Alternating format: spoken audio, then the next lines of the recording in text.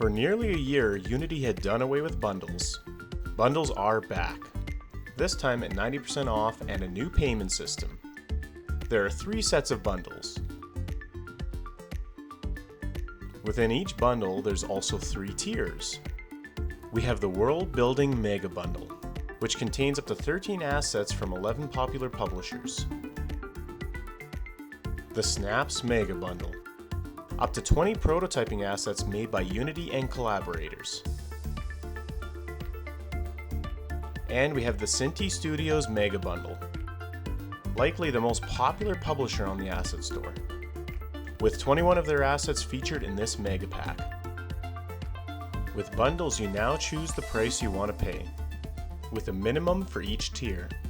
Paying above each tier helps support the developers, and could put you on this fancy little leaderboard, with the leader paying $100 at the time of this video. These bundles are only available until December 30th. You can find the links in the description. Check out our devtoy.com article for a complete breakdown of the asset bundles. Happy developing, and thanks for watching.